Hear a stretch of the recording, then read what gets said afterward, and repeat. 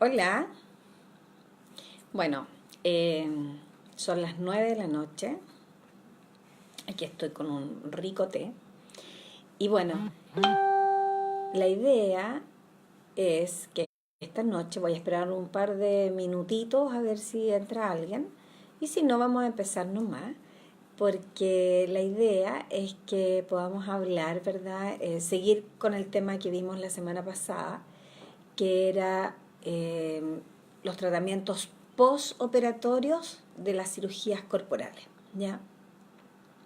Habíamos hablado de la lipoescultura, liposucción. Gracias, Bárbara, muchas gracias por tu saludo.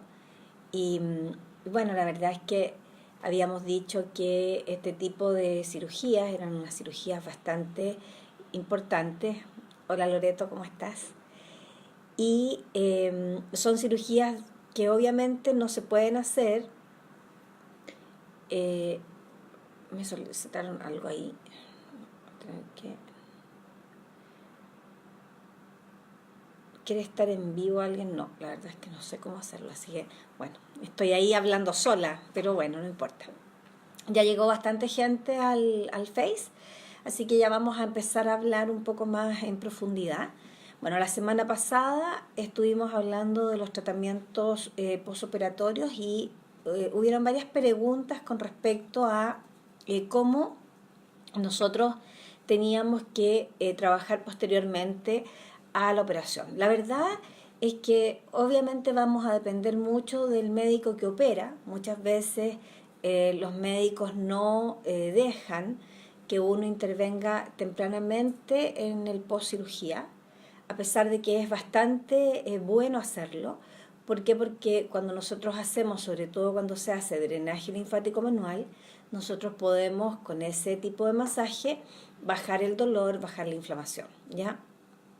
Pero también, lamentablemente, existen muchas personas que no saben hacer drenaje, que no han hecho ningún tipo de curso que realmente sea de unas maniobras efectivas y obviamente en vez de solucionar el problema pueden aumentarlo. Entonces, y por supuesto que también se entiende. Entonces, si ustedes quieren en algún minuto acercarse a los tratamientos postoperatorios que se hacen directamente después de una cirugía, lo ideal es que hagan algún curso de alguna técnica de drenaje. Existen variadas técnicas. Hola Guillermo, qué bueno que estás ahí. Existen variadas técnicas de drenaje y cada una de esas técnicas tiene que ver con la escuela que la imparte, ¿ya? Eh, Cuando hay implante de mama. Al tiro te contesto, Eli, un gusto que estés acá. Y bueno, y por supuesto que todas las escuelas son buenas, ya no existen ni mejores ni peores, sino que existen diferentes técnicas y diferentes formas de aplicar el masaje. Ahora, sí, dentro de las cosas que ustedes tienen que tener en cuenta es que mientras más fricción se hace en un tejido, por ejemplo, si yo hago un drenaje donde yo voy a estar haciendo como un sobajeo de la piel, obviamente que no vamos a tener tanta efectividad como cuando solamente hacemos un empuje de la piel. ¿Se fijan? Es diferente empujar la piel que yo la friccione o la presione. Entonces, esas son las diferencias. Un gusto, Marcos, que estés acá. Y bueno, eh, esas diferencias muchas veces tienen que ver con el resultado. Ahora, la semana pasada hablamos de que en una abdominoplastía nosotros podíamos encontrar posteriormente a la cirugía seromas. ¿Y qué son los seromas? Los seromas son acumulación de líquido que se va a formar después de la operación y que muchas veces se puede provocar por un mal masaje. Entonces ahí es donde justamente el médico dice, bueno, pucha, le pedí a esta señora que se hiciera un masaje y finalmente se formó este seroma. Ya voy a hablar de las mamas en un par de minutitos más. Entonces se formó este seroma, que es esta acumulación de líquido, que generalmente tiene un borde muy fibroso y es como una bolita, como una pelotita ya de líquido, que obviamente hay que drenarla y obviamente que nosotros no lo podemos hacer. se drena directamente. Generalmente lo que nosotros tenemos que hacer es tratar de llevar ese seroma cerca del ombligo, porque se acuerdan que la semana pasada yo les hablaba de la línea alba, que es donde está la piel más delgada, que es donde se forman también las hernias. Entonces nosotros llevamos ese líquido hacia la zona cercana al ombligo para que sea el médico el que la saque. Generalmente con una jeringa él va a sacar ese líquido. Eso nosotros no lo podemos hacer, porque acuérdense que las esteticistas y las cosmetólogas y las masofilaxistas no pueden atravesar la piel, ya entonces con ningún instrumento. Por lo tanto, eso está prohibido, pero sí nosotros podemos ayudar mucho a que ese líquido sea llevado hacia ciertas zonas donde para el médico va a ser mucho más fácil extraerlo. Cuando nosotros hacemos ese tipo de tratamiento, también vamos a movilizar mucho el tejido y eso va a evitar fibrosis. Hola Cami, qué gusto que estés ahí. ¿Por qué es importante evitar la fibrosis? Porque la fibrosis de partida es dolorosa, segundo hace que el tejido quede poco natural, y en el caso de los implantes tiene bastantes problemas porque puede haber una extrusión, es decir, una salida del implante, ¿ya? Entonces, cuando nosotros tenemos o han puesto implantes, ya sean mamarios o glúteos, generalmente el implante glúteo no debería tener muchos problemas si la persona ha hecho el reposo necesario. Ya de partida no puede sentarse, no puede dormir boca arriba, tiene que dormir boca abajo, y ese implante tiene que prender, es la palabra que se usa, y que eso significa que tiene que como pegarse, ¿verdad?, a nuestros tejidos y ser parte del tejido. Yo me acuerdo que hace algún tiempo andaba por ahí un video donde una persona mostraba su implante de glúteos y lo movía. Bueno, obviamente ese implante no quedó bien puesto. Es un implante que está absolutamente suelto del tejido, que nunca prendió, y por lo tanto es algo absolutamente poco estético. Generalmente cuando hay implante de glúteos, no existen muchas acciones que uno tenga que hacer de movimiento, porque el glúteo mismo se encarga de movilizar, y obviamente sí hay que seguir una restricción en cuanto a correr, saltar y por supuesto sentarse o acostarse boca arriba para que no se aplaste el implante y el implante pueda en el fondo quedar bien puesto, ¿ya?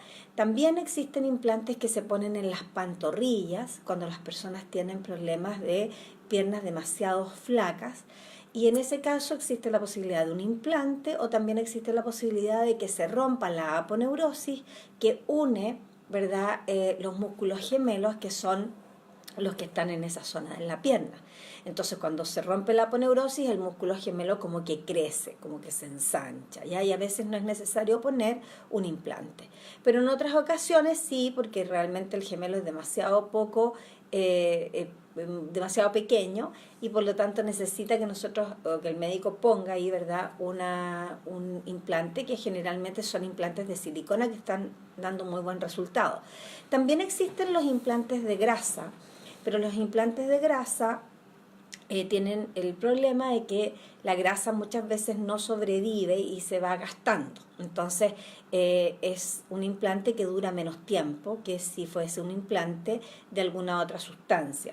Obviamente la grasa va a tener mucha más afinidad con el tejido, vamos a tener muchos menos problemas de una extrusión, como es lo que sucede cuando el tejido no acepta el implante.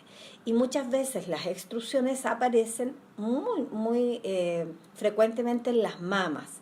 Las mamas no siempre aceptan el implante de silicona que se le aplica, y en la actualidad existen unos implantes que duran bastante más tiempo que los antiguos. Los antiguos había que cambiarlos cada cierta cantidad de años, ahora duran mucho más.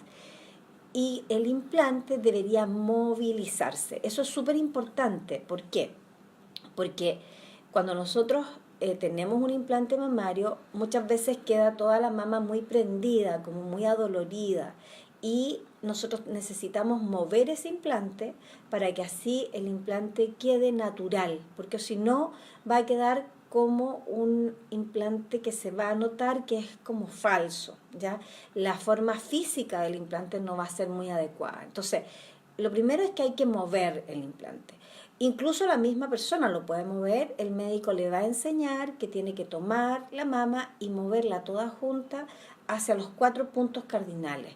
Incluso eso debería hacerse teniendo el implante al siguiente día, ya poder mover. Ahora, no mover total, sino que se comienza con una pequeña presión sobre la mama para que el tejido se distienda y después se suelta.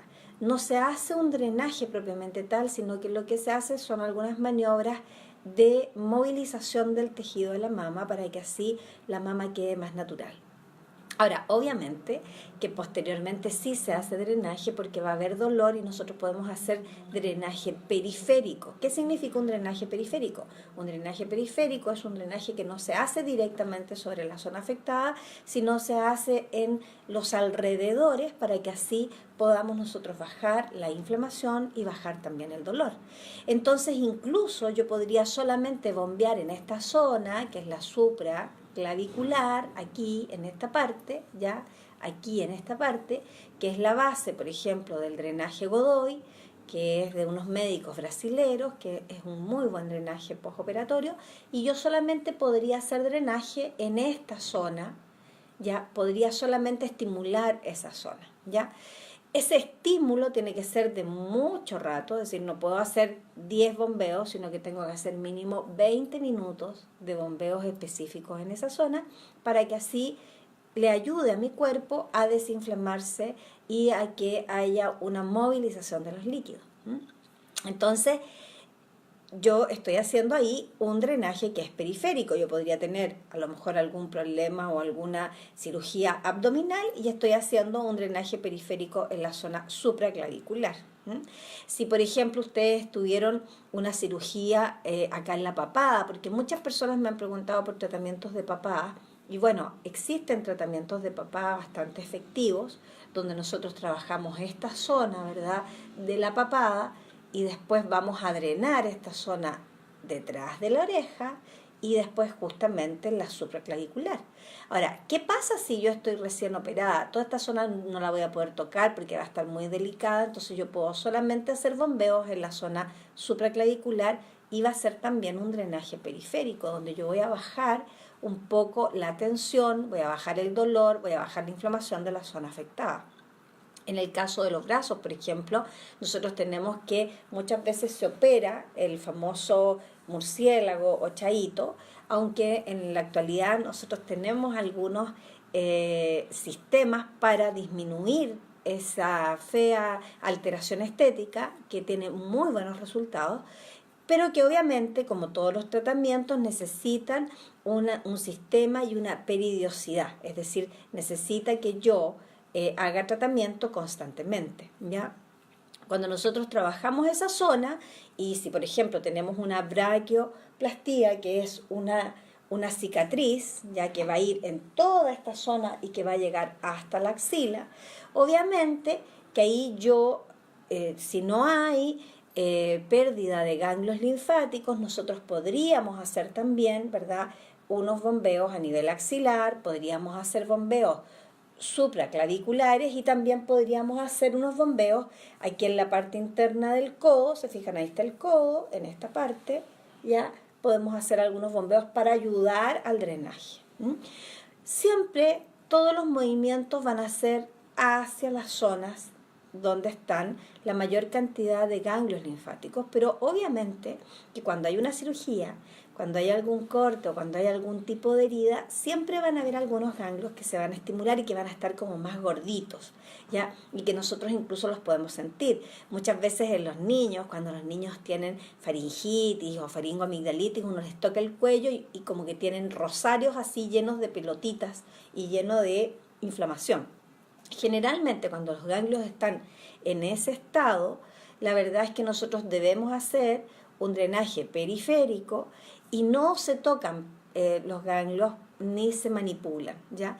Nosotros tenemos que esperar. Si yo, por ejemplo, me encuentro con un ganglio inflamado después de mucho tiempo, que también pasa, por ejemplo, hay personas que tienen ganglios que están inflamados y que quedaron así porque se llenaron de todas las bacterias y microorganismos que ellos captaron del tejido, entonces sí ese ganglio que ya tiene una inflamación crónica y no aguda, aguda es cuando es en el momento de la enfermedad y crónico es cuando ya ha pasado más tiempo, cuando ya es crónico, yo ahí sí puedo manipularlo y realmente puedo volver ese ganglio a darle una movilidad que me va a permitir que ese ganglio sea funcional nuevamente. Por eso es que el drenaje es tan importante y tan interesante como técnica y es por eso que es importante también conocerla desde la base, ¿ya?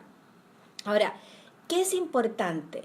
Es importante también que el drenaje se haga con muy poco producto para evitar que se resbale la mano. Entonces, muchas veces yo he visto haciendo drenaje con mucha crema, ¿verdad?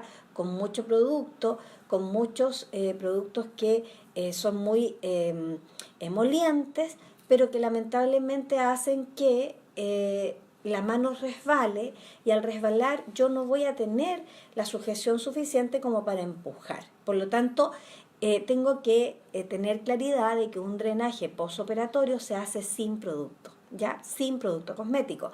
Y muchas veces si yo no sé hacer drenaje sin producto me voy a complicar. Y obviamente que el médico, si yo le digo que tengo que aplicar una crema, me va a decir que no puedo hacer el drenaje. ¿Por qué? Porque él no quiere que nosotros intervengamos en ese tejido con algún producto cosmético que puede provocar una alergia o que puede provocar un problema mayor. Porque aunque nosotros tengamos una liposucción donde solamente tenemos cicatrices de cánulas que se han introducido, igual ahí hay algún par de puntos y por lo tanto nosotros tenemos que tener cuidado con ese tejido también, ¿ya? Bueno, me están diciendo que ya se nos terminó el tiempo. Les cuento que he tenido varias peticiones. Me han pedido tratamientos de papada. Otra persona me pidió envejecimiento, porque me dice que está muy necesita saber más de envejecimiento. Me han pedido por tratamientos para manchas que son hereditarias, ¿ya? Y la verdad es que, bueno, son muchos los temas. Ya los sorprenderé con el próximo tema de la próxima semana, pero sí les voy a contar que la próxima semana vamos a hacer este Facebook Live el día martes, ya no el día miércoles, porque tengo un compromiso el miércoles que es ineludible, ¿ya? Y bueno, todas las preguntas que quieran, la verdad es que nosotros estamos acá para poder ayudarlos en este crecimiento que significa la estética. Les mando un gran cariño al grupo de peruanos. Voy a estar luego por allá, ya vamos a ir a Perú con Víctor, vamos a ir a Lima, así que ahí nos vamos a poner de acuerdo para juntarnos. Y bueno, les mando un gran cariño. Acuérdense que estos videos los pueden encontrar en el YouTube de Cosmetología Chile, que es el portal de internet más importante de este país, más grande y el más antiguo también, y que donde yo hago asesorías. Así que les mando un beso, que tengan una excelente semana, que sigan pasándolo bien y disfruten, ya, porque la vida es corta, así que hay que aprovecharla. Chao.